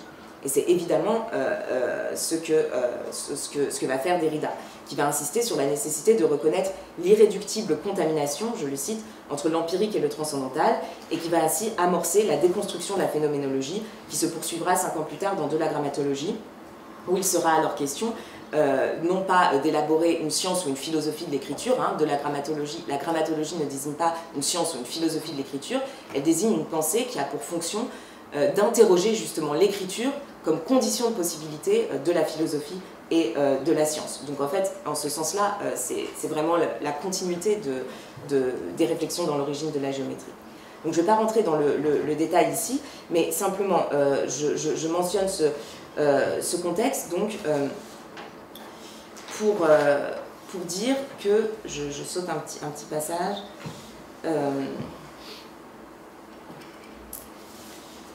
bon, pour dire que, voilà, pour dire que de manière générale, donc le projet de Derrida, les travaux de Derrida vont ensuite se caractériser par une mise en question justement du projet transcendantal, c'est-à-dire hein, par du projet qui consiste donc à essayer de définir a priori les possibilités de la constitution du savoir et les champs qui déliminent sa validité. C'était le projet qui s'était affirmé avec Kant, c'est aussi le projet de manière différente de Husserl, et pour Derrida, c'est encore d'une certaine manière le projet d'Heidegger, puisque lorsque Heidegger va affirmer que l'ontologie fondamentale, donc l'interrogation philosophique au sujet du sens de l'être, précède en droit la possibilité des ontologies régionales, donc des différents domaines des temps sur lesquels portent les théories scientifiques, en fait, d'une certaine manière, pour Derrida, Heidegger rejoue d'une manière différente ce geste transcendantal. Hein, et c'est ce qui va conduire Heidegger d'ailleurs à poser que la science ne pense pas, hein, cette fameuse phrase qui a été beaucoup commentée, en fait, qui veut dire tout simplement, hein, qui ne veut pas dire que les scientifiques sont bêtes, évidemment, mais qui veut dire tout simplement que l'interrogation sur le sens de l'être, donc l'interrogation ontologique, précède en droit la détermination des différents types des temps, tout simplement, qui font l'objet des sciences. Hein. Donc en ce sens, l'ontologie fondamentale de Heidegger précède en droit les ontologies régionales et donc les différents champs de réalité. Donc la philosophie, pour le dire un petit peu de manière un peu grossière, précède les sciences. Et c'est justement cette subordination des régions du savoir à une ontologie générale ou à une instance transcendantale que Derrida cherche à interroger, qu'il s'agisse de Kant, de Husserl ou de Heidegger. Pour lui, le projet fondationnel de la philosophie ne tient plus dès lors qu'il n'est plus possible d'isoler le transcendantal d'un côté, les conditions de possibilité de l'expérience et de la connaissance, et l'empirique de l'autre, hein, ce qui est donné dans cette expérience ou cette connaissance. Donc, quand il n'est plus possible, autrement dit, hein, pour le dire dans les termes de la phénoménologie, d'opposer d'un côté le vécu et le monde de l'autre, comme le fait Husserl, d'opposer l'authentique d'un côté et le factice de l'autre, comme le fait Heidegger, bref, quand il n'est plus possible d'isoler l'ontologique d'un côté et l'ontique de l'autre. Dès lors, l'autorité fondamentaliste, transcendantale ou ontologique de la philosophie par rapport aux différents champs scientifiques se verra inquiétée, selon Derrida, et c'est précisément cette inquiétude qui le travaille encore en 1982, donc 20 ans après l'introduction à l'origine de la géométrie, quand il réfléchit à la création d'un collège international de philosophie. Dans le rapport pour la fondation du Collège international de philosophie, Derrida, justement, relance ses questionnements concernant le statut de la philosophie. Il soutient alors que le Collège international de philosophie devra renoncer à un recours classique à la philosophie, recours radical, fondamentaliste, ontologique, transcendantal, recours toujours totalisant, qui s'accommode parfois d'une certaine extériorité et donc d'une relative incompétence au regard de tel ou tel champ de savoir déterminé, puisque la philosophie est le discours qui vient en amont d'une certaine manière pour fonder les différents savoirs qui portent sur les différents domaines des temps. Au contraire, hein, Derrida remet en cause cette hiérarchie entre la philosophie et les sciences, et pour lui, hein, le Collège international de philosophie a précisément pour fonction, à travers son organisation, sa structure et ses pratiques, de remettre en question un certain type d'autorité philosophique. Il s'agit, hein, écrit Derrida, d'instituer un autre rapport du langage philosophique aux autres discours, plus horizontal, sans hiérarchie, sans recentrement radical ou fondamental, sans architectonique et sans totalisation impérative. Et pour Derrida, il est essentiel de créer une nouvelle institution pour instituer ce nouveau rapport, justement, entre la philosophie et les différents savoirs, puisque, en fait, l'université elle-même, par son organisation, reflète en fait cette position hégémonique d'une certaine manière ou totalisante, hein, de la philosophie. Il écrit la chose suivante: le schéma que nous proposons conduit à interroger et peut-être à déplacer le rapport entre la philosophie et les savoirs tel qu'il s'est fixé dans le modèle de l'institution universitaire qui domine en Occident depuis le début de l'âge industriel. structure ontologico-encyclopédique verticale qui tend à immobiliser toutes les frontières autorisées du savoir. La philosophie est censée organiser et commander tout l'espace de la connaissance et toutes les régions de l'encyclopédie. Donc, ce collège international de philosophie, hein, dans l'esprit de Derrida en tout cas, a pour fonction justement de déplacer cette structure, la structure universitaire traditionnelle qui met la philosophie en position d'une certaine manière de hiérarchie, de domination, on pourrait dire, par rapport aux autres savoirs positifs. Et Derrida revendique à l'inverse une intersection transversale des savoirs qui a pour but de modifier la structure et les frontières reconnues des champs de recherche afin de faire émerger des problématiques inédites et des objets nouveaux, de soulever les questions que les partages disciplinaires empêchaient de poser, de faire émerger les problèmes qui se situent au croisement et aux limites des champs académiques et que l'organisation disciplinaire de l'université avait réprimés. Et c'est la raison pour laquelle Derrida va parler d'interscience, pour désigner ainsi la nécessité de décloisonner les champs scientifiques, de faire émerger des zones d'instabilité pour lesquelles on ne reconnaît pas encore de départements stables, habitables, mais qui constitueront les lieux privilégiés pour la formation de nouveaux objets ou de nouveaux réseaux thématiques. Voilà, donc ce projet d'interscience, qui est donc mentionné dans le rapport pour la fondation d'un collège international de philosophie en 1982, est relancé d'une certaine manière par Bernard Stiegler en 2012, donc j'arrive plus à calculer, 30 ans plus tard, et donc dans la deuxième partie du livre État de choc, Bêtises et savoir au XXIe siècle, dans lequel Bernard Stiegler engage un dialogue avec Derrida au sujet de la question de l'université, justement. Et il reprend alors ce projet d'interscience, mais il propose de l'articuler avec ce qu'il décrit alors comme une perspective organologique. Et l'organologie générale désigne, selon lui, précisément une nouvelle organisation des relations entre les disciplines. C'est en ça qu'elle répond d'une certaine manière à ce projet interscientifique de Derrida. L'organologie générale désigne un paradigme transdisciplinaire, je cite Bernard Stiegler, qui se fonde sur une pensée des relations entre les organismes vivants, les organes artificiels, les organes techniques et les organisations sociales. L'organologie générale est une méthode d'analyse conjointe de l'histoire et du devenir des organes physiologiques, des organes artificiels, des organisations sociales. Elle décrit une relation transductive entre trois types d'organes, physiologiques, techniques et sociaux. Je cite toujours Bernard Stiegler. Donc la méthode, en effet, on comprend bien on comprend bien d'où vient cette méthode transdisciplinaire qui s'appelle l'organologie générale, puisque, après aussi tout ce qu'a rappelé François Sebas du contenu de La technique et le temps, puisque Stiegler y a établi, dans ce livre, La technique et le temps, qui est sa thèse, il a établi que le devenir humain ne pouvait être pensé que comme un triple processus d'individuation, à la fois psychique, social et technique. L'individu s'individue toujours dans un groupe collectif. Cette individuation psychique et collective est elle-même conditionnée par des supports techniques, par un milieu technique, et c'est à travers ce milieu technique que les sociétés conservent leur mémoire, leur culture, et en ce sens, l'histoire de l'humanité ne peut être ni celle d'un pur esprit, ni celle d'une simple espèce, mais doit être comprise comme un processus de coévolution entre les organismes psychosomatiques, les organes techniques et les organisations sociales. Donc, sans rentrer dans le détail des analyses de Bernard Stiegler sur ce point, eh bien, on se rend néanmoins facilement compte que l'étude de cette coévolution entre organismes vivants, organes techniques et organisations sociales, elle nécessite forcément l'articulation de différentes disciplines scientifiques. La biologie, par exemple, pour les organismes vivants, sociologie, les sciences politiques, l'économie pour les organisations sociales, la technologie, l'histoire des techniques, etc., pour les organes techniques. Donc l'organologie générale dessine donc cette démarche ou cette méthode transversale aux différents champs scientifiques qui va permettre de les articuler pour saisir le triple processus d'individuation psychique, technique et collectif qui caractérise justement l'évolution de ce qu'on appelle traditionnellement l'humanité. Mais donc cette organologie générale, elle ne constitue pas une nouvelle philosophie première, au sens classique du terme, qui serait susceptible de fonder les différents types de savoirs. Elle implique au contraire de reconnaître la condition artefactuelle des savoirs rationnels. Pourquoi ? Tout simplement parce qu'à partir du moment où l'on reconnaît que les évolutions techniques jouent un rôle dans le devenir des capacités psychiques et des organisations sociales, et à partir du moment où l'on reconnaît que les savoirs sont toujours le produit des capacités psychiques des individus et de ces mêmes organisations sociales, et bien forcément, on est obligé de reconnaître que les évolutions techniques vont jouer un rôle dans la constitution des savoirs, dans leur transmission et aussi dans leur transformation. Et c'est ce qu'affirme Bernard Stiegler.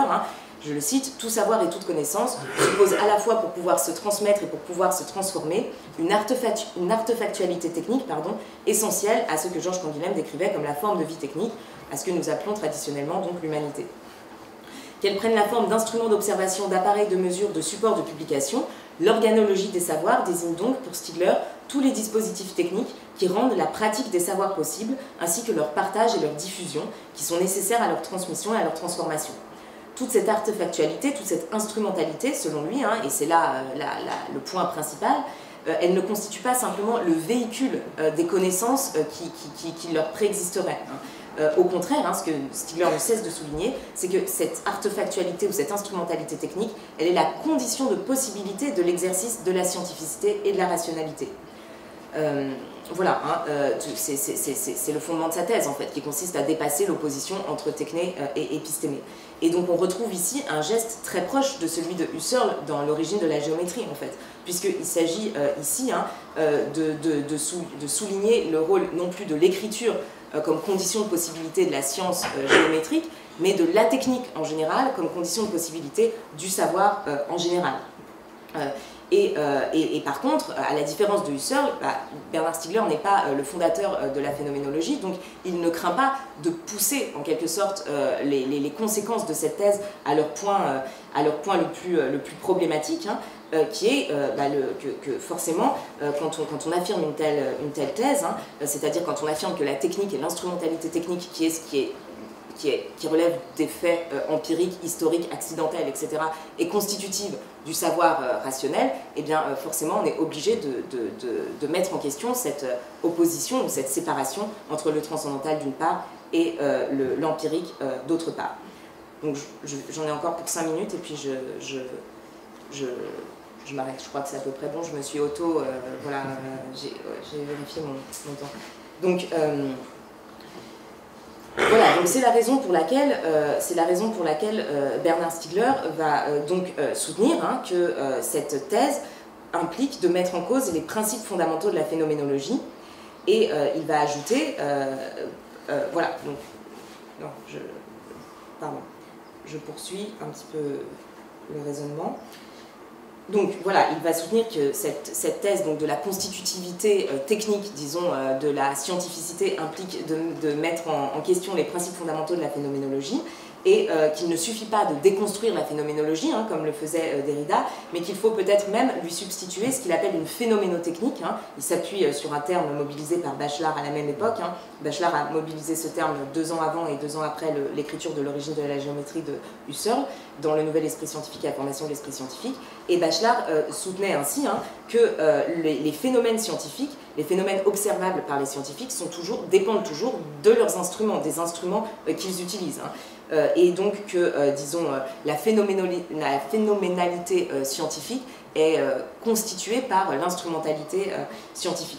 Et donc Bernard Stiegler reprend d'une certaine manière cette thèse, mais en soutenant qu'elle ne concerne pas seulement l'expérience scientifique, mais l'expérience en général, qui n'est rendue possible que grâce aux supports de mémoire technique qui conservent les expériences passées et qui permettent ainsi aux sujets de se rapporter à un passé qu'ils n'ont pas vécu, de se projeter dans un avenir qui n'est pas encore advenu et d'accéder ainsi à ce qui leur apparaît comme un présent, c'est-à-dire comme une expérience.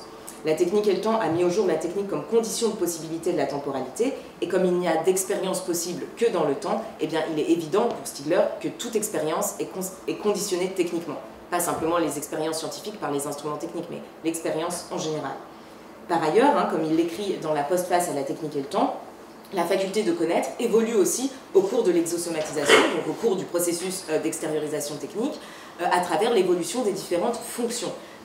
En particulier de l'intuition à travers les instruments d'observation qui vont transformer la manière dont nous intuitionnons le monde, de l'entendement à travers les instruments de calcul et les technologies de l'information, et de l'imagination à travers les industries culturelles.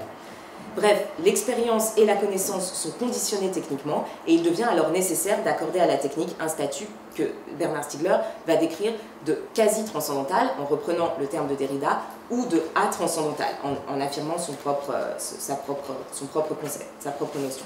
Alors que veut-il dire par là?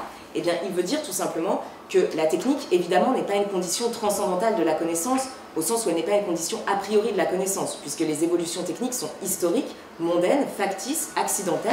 Elles ne peuvent pas être déduites logiquement a priori. Elles ne sont donc pas transcendantales en ce sens. C'est pourquoi on parle d'atranscendantal. Mais en même temps, elles ne sont pas empiriques pour autant, puisque en tant que condition de possibilité de l'expérience, elles ne font jamais l'objet de cette expérience. Elles ne font jamais l'objet de l'expérience qu'elles rendent possible.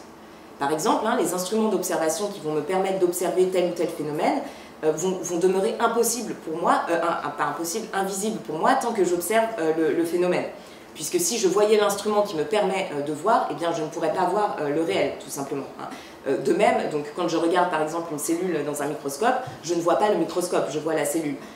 C'est la même chose avec mes lunettes, par exemple, je ne vois pas mes lunettes pour pouvoir, ce sont mes lunettes qui me permettent de voir. C'est la même chose de manière générale avec les médias, la télévision qui me permet d'assister à tel ou tel événement. Pour que je puisse voir cet événement comme un événement réel, eh bien, il faut que j'oublie d'une certaine manière la télévision. C'est ce que Barthes disait d'ailleurs de la photographie. Quoi qu'elle donne à voir et quelle que soit sa manière, une photographie est toujours invisible, ce n'est pas elle qu'on voit. Autrement dit, on ne voit pas la photographie, on voit ce qui est représenté par la photographie. La technique constitue ainsi une condition de l'expérience, je cite Bernard Stiegler, qui n'est pas expérimentée comme telle par l'expérience. Ce qui rend possible le visible doit toujours rester invisible, sans quoi il ne pourrait pas rendre visible. Donc c'est pourquoi la technique ne peut pas non plus être désignée comme étant empirique, au sens où elle conditionne l'expérience, mais elle ne fait jamais l'objet de l'expérience qu'elle conditionne. Je peux faire l'expérience de la technique qui conditionne mon expérience, mais à ce moment-là, il faut faire un saut hors de ce milieu technique. Et c'est d'où l'allégorie du poisson volant que Bernard Stiegler mobilisait à de multiples reprises. Il faut changer de localité, il faut changer de point de vue, et quand bien même j'aurais changé de point de vue, je pourrais faire l'expérience d'un milieu technique, mais je serais toujours conditionné par un autre milieu technique en fait. Donc la finitude en ce sens est irréductible, il n'y a pas de localité universelle, il n'y a pas de point de vue universel à partir duquel nous pourrions avoir accès à des conditions transcendantales de l'expérience ou de la connaissance, mais pour autant, il y a bien des conditions de possibilité technique de l'expérience et de la connaissance à chaque fois déterminées et qui ne sont pas empiriques parce qu'elles ne font pas l'objet de l'expérience qu'elles conditionnent. Voilà, donc on comprend du coup pourquoi ce terme d'atranscendantal est mobilisé par Bernard Stiegler. C'est une manière d'aller au-delà du transcendantal sans pour autant retomber dans l'empirique en quelque sorte. Et d'aller donc de faire, comme il le disait depuis le début de la technique et le temps, de dépasser, disons, la double alternative entre transcendantalisme et empirisme d'autre part.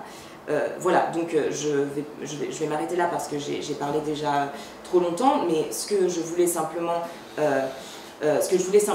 souligner, disons peut-être pour finir, parce que je ne sais pas si c'était très clair, mais ce que je voulais simplement, ce qui me semble important ici, c'est que on parle beaucoup aujourd'hui de justement dépasser cette philosophie transcendantale et souvent ce dépassement se fait au prix d'un rejet de toute la tradition phénoménologique qui a pourtant, disons, constitué une avancée majeure par rapport aux travaux de Kant.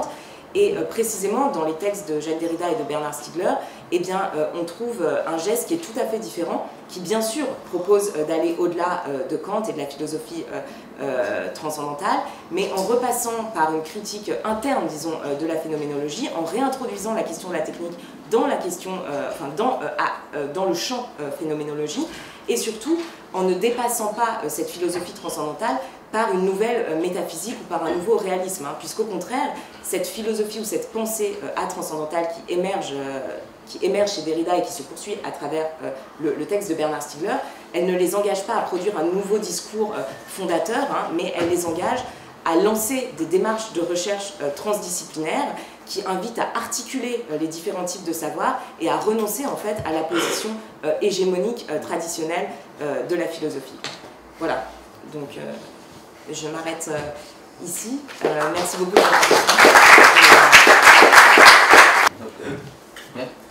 Okay, my question is for Anne, and I should say always I think Anne's papers are great because they're very clear and they get to the fundamental questions but in a very clear way for me. But in this question I want to kind of ask, play a devil's advocate, which means that I'm It's not that I'm defending the position that I'm asking, but that I'm interested in how you would respond. So here you put the argument that Stiegler is articulating Derrida's interscience perspective with the organological perspective. So if we imagine what might a Derridian say about what happens when you do this articulation, that it changes things and makes a difference. And so it is undoubtedly the case that Stiegler agrees with Derrida and takes further the rejection of the metaphysics of the opposition of the transcendental and the empirical. But the interscience that Derrida puts forward, as you say, rejects a certain kind of authority and a hierarchy, a certain kind of hierarchy between fields. But as soon as you begin to talk about organology, you say you must look at it like this and like this, with the three strands of the individuation and so on. And so doesn't that reintroduce a certain kind of authority and a hierarchy that puts organology in a high position? And isn't that the question that's at stake? Okay, Stiegler uses the term quasi-transcendental, but the whole point is that it's not his term is a-transcendental, which is, raises the question of what is the difference between them and what difference does it make, and what is he rejecting in quasi-transcendentality, or in Derrida's idea, and isn't the difference that he's rejecting something like that quasi-transcendental is too vague, it's just put things together and see what floats up in sorry, I'm standing in front of you, in interdisciplinarity, instead of something that does have more of a program, a positive program to it. And doesn't this raise a question of what exactly kind of institution Stiegler does want to make the university into, or something like that? That's it. Yes. I got far away from the microphone now, but I think I talked around. Yes, and yes, thank you very much. Thank you very much. I was just yes, when I was reading my paper, I was thinking about this question. I was thinking, yes, maybe there is maybe there is a new kind of hierarchy in a way, because with general organology, you have a kind of general theory which allow you to articulate the different kind of knowledges, in a way, of knowledge or of sciences. Whereas what Derrida was saying about interscience was, I mean, you had no methodology. It was just like, oh yes, we should do that, but no theory behind. So it's very difficult to articulate the different fields when you have nothing behind.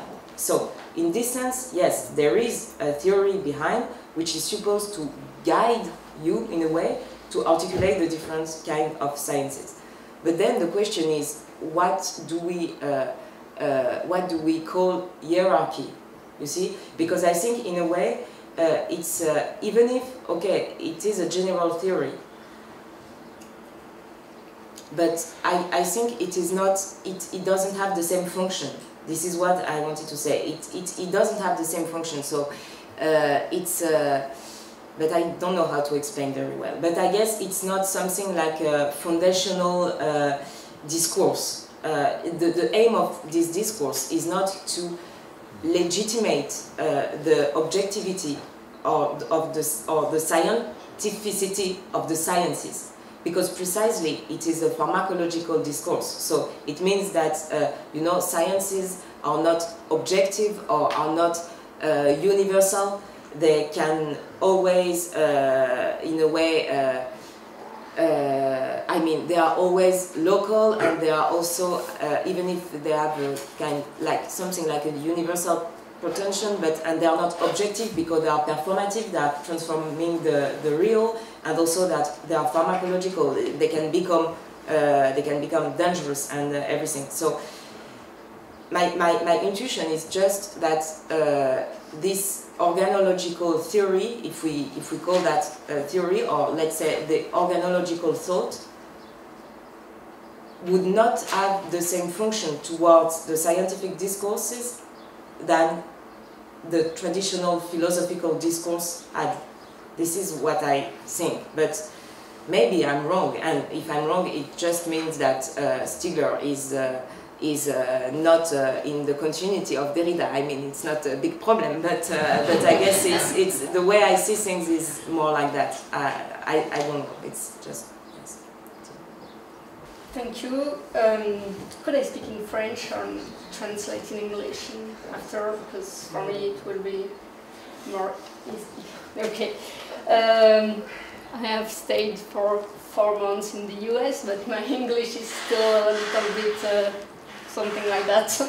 So first, I would like to thank François David Sebah for his presentation, because I found a lot of things that I question myself.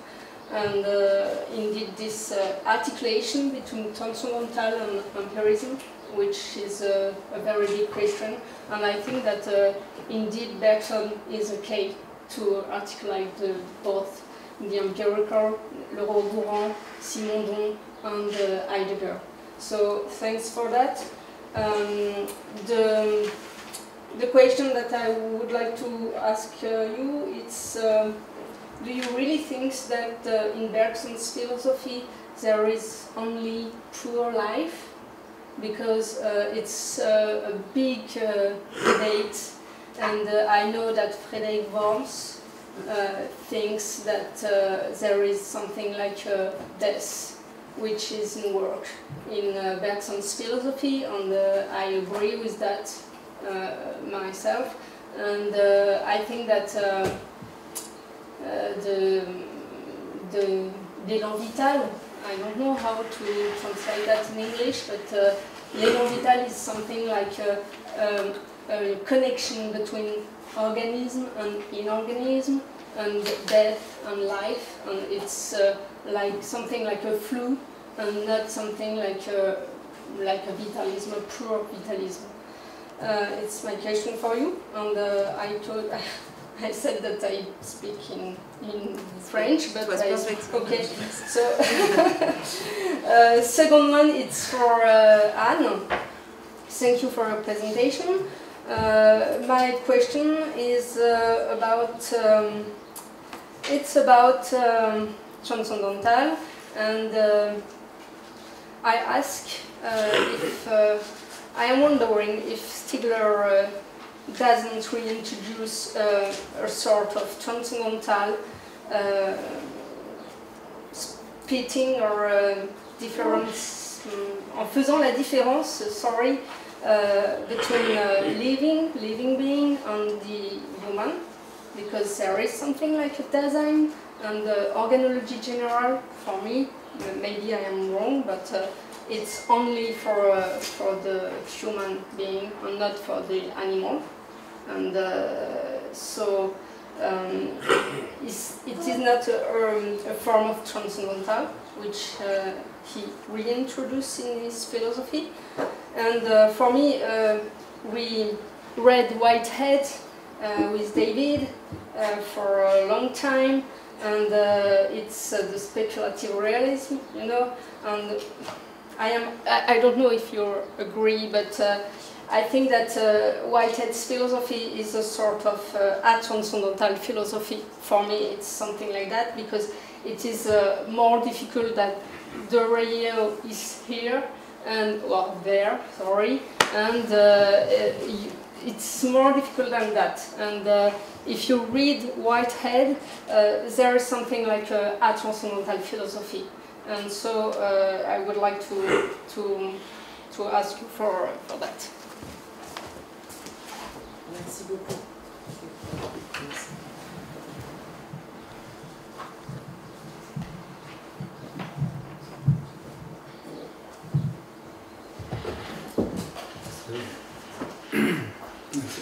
Thank you for your question. So I have to answer in English, so I will try to do it. And maybe people will think if I cannot answer properly, it's because of the language. So, if you have to speak in French, speak in French. It's not a law. As you prefer, but Anne, you want me to speak English? No, I think if we can try. If it's too complicated, we switch in French, but I think if we can try during the discussion, if it's complicated, I will give it. Okay. Well, for sure, you're right on this question. It is it's too simple. It's too rough to say Bergson is pure life. No, and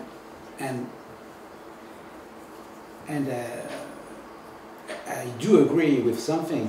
We know that Elan Vital, life force. What do you? I don't know. It is translated in English. Usually not. It's just Elan Vital. Okay. So Elan Vital. Which is tension and explosion, and it is always détente. L'élan est toujours détente. Effectivement, c'est ce que Frédéric parle les deux sens de la vie. Enfin, toute tension est déjà promise à la détente. Il y a finalement presque chez Bergson aussi une intrication qui pourrait ressembler à l'intrication de la pulsion de vie et de la pulsion de mort. Bon. Cela dit, il y a quand même ces textes de Bergson où il y a une source, il y a une source inépuisable de relance de l'élan vital. Enfin, évidemment, ça c'est tout à fait incompatible avec une pensée. Alors évidemment, ce serait trop schématique de dire Bergson c'est la pensée de la vie pure. Et par exemple Derrida et ou Stigler dans des modalités différentes.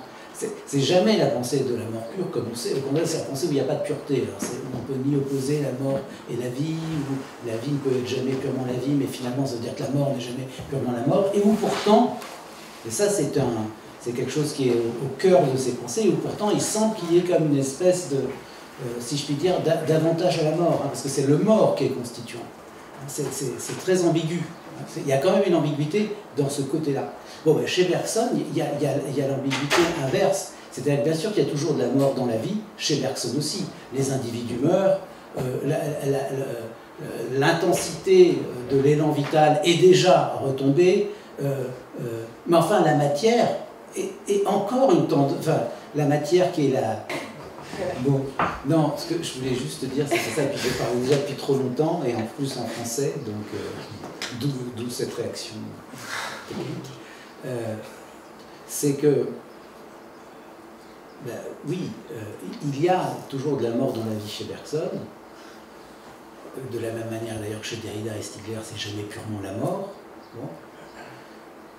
Mais pourtant, il y a quand même une espèce d'avantage à la mort, même chez Derrida et chez Stigler. Il y a quelque chose qui est vraiment à discuter là, parce que c'est le mort qui est constituant. Alors, il ne faut jamais opposer la vie et la mort, il ne faut pas donner de priorité à un pôle sur l'autre, et pourtant, bon, il y a bon. Et chez Bergson, c'est un peu l'ambiguïté inverse, pour moi. Hein, c'est-à-dire, oui, il y a toujours de la mort dans la vie, oui, tout élan est déjà détente, oui, la matière est déjà là, enfin, mais elle est encore la retombée de la vie. On ne peut pas penser sans la vie chez Bergson, et il y a toujours, il y a des textes, là comme ça je ne saurais pas les citer de mémoire, mais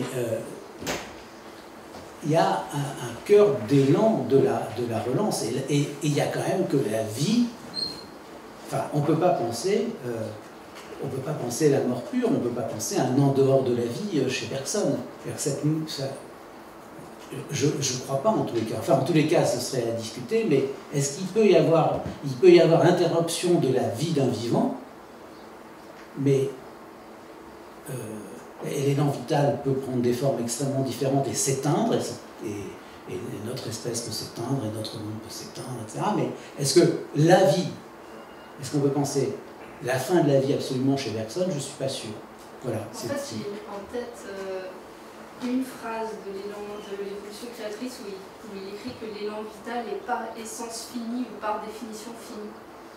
C'est bon, ça m'a marqué parce que voilà. Mais oui, mais enfin, il faudrait vraiment là prendre Bergson et je pense que c'est peut-être pas si clair que ça. Mais, il est par essence fini, oui, et en même temps il y a aussi ces phrases où il dit, enfin, je sais pas, il dit l'élan vital c'est Dieu en fait, hein, ou c'est un ou deux apax comme ça, où il y a ou sinon l'élan vital, alors ensuite c'est ce qu'on distingue entre vie et élan vital. Il y a, voilà, la vie et l'élan vital, je ne sais pas. Enfin bon, évidemment là ça demanderait être très plus soigneux, enfin, que ce que j'ai fait, mais en tous les cas dans le dispositif l'espèce de dispositif de pensée que je voulais pointer, c'était ça, c'était que quand même, je sais pas, je me trompe peut-être, mais il me semble qu'il y a quelque chose d'inassimilable là, par une pensée comme celle de Derrida ou Stigler. Qu'on ne pourrait pas tenir Bergson tout entier dans Derrida ou Stigler. Qu'il y a quand même quelque chose qui serait inassimilable. Ça dépend aussi en quel sens on entend vie, parce que le vécu, enfin il y a la vie, le vivant, et puis il y a le vécu phénoménologique, au sens où personne pense la mémoire ou la vie intérieure, disons, à partir de l'intuition et donc d'une espèce de pure coïncidence avec sa propre durée, etc., etc. Là où chez Derrida et Stigler, la grande différence, c'est de dire cette intuition, entre guillemets, si elle est possible, elle n'est possible que parce qu'en fait, on peut se souvenir de ce qu'on n'a pas vécu, justement, grâce au support technique. Et je pense que là, il y a deux visions de la mémoire qui sont très distinctes l'une de l'autre, quoi. Mais c'était peut-être pas du tout la question, donc c'est juste que j'ai pensé... Là encore, je sais pas, parce que la vie, pour Bergson, elle est mémoire, en tant que telle, en fait. C'est pas seulement... Enfin, je me pose beaucoup de questions, moi, sur Bergson, et la connexion qu'on pourrait faire entre Bergson et Whitehead, et chez Whitehead, le Dieu qui est seulement pure création. Dans une certaine mesure, je me demande s'il n'est pas aussi pure destruction, parce qu'il désorganise, il détruit des liens. Et c'est cette destruction des liens qui rend possible une nouvelle production, du nouveau en fait. Et je me demande si chez Bergson, on n'a pas affaire à quelque chose comme ça. C'est-à-dire que pour qu'il y ait du nouveau, pour qu'il y ait une création, il faut qu'il y ait une destruction des liens. Et donc l'élan créateur, eh ben, il détruit des liens pour pouvoir produire du nouveau. Et là, on retrouve quelque chose de Derrida et de Stigler aussi, sans doute. Oui. Mais alors du coup, c'est Whitehead là, c'est autre chose que... Ouais, c'est peut-être Whitehead, enfin je sais rien, parce que je sais pas si j'ai compris Whitehead, mais enfin il faut que je le retravaille, mais oui, bon, bref. Ouais, voilà, du coup moi je vais pas répondre aux questions dans le détail. De toute façon sur Whitehead j'aurais pas pu répondre parce que je connais pas, mais par contre Bernard Stiegler s'en inspire beaucoup. Et ce que j'entendais par réalisme spéculatif, moi c'était pas du tout la philosophie de Whitehead, c'était ce qu'on a appelé comme ça récemment, je veux dire dans le petit champ de la philosophie contemporaine, mais il est évident qu'une pensée comme celle de Whitehead, alors est-ce que c'est un réalisme, je ne sais pas, je ne peux pas me prononcer, en tout cas c'est spéculatif, ça c'est sûr, et Bernard Stiegler s'en inspirait justement, donc peut-être que précisément il s'en inspirait parce que Whitehead dépasse lui aussi cette dichotomie, comme tu le suggérais, entre l'empirique d'un côté et le transcendantal de l'autre. Mais là-dessus je ne peux rien dire parce que, comme je disais à David hier, j'ai essayé de le lire, j'ai rien compris, donc moi j'ai arrêté. Mais non, mais parce que c'était vraiment trop difficile, quoi, à part le texte sur la fonction de la raison auquel Bernard Stiegler fait référence très souvent, mais sinon, pour moi, il faudrait des années, quoi. Donc voilà. Mais, et sur la question de l'organologie générale, je voulais juste dire que, en fait, l'organologie générale, la question ne se pose pas de savoir si elle concerne les humains ou les animaux, puisque l'organologie générale, c'est une démarche transdisciplinaire qui a pour vocation d'articuler les différents types de savoirs.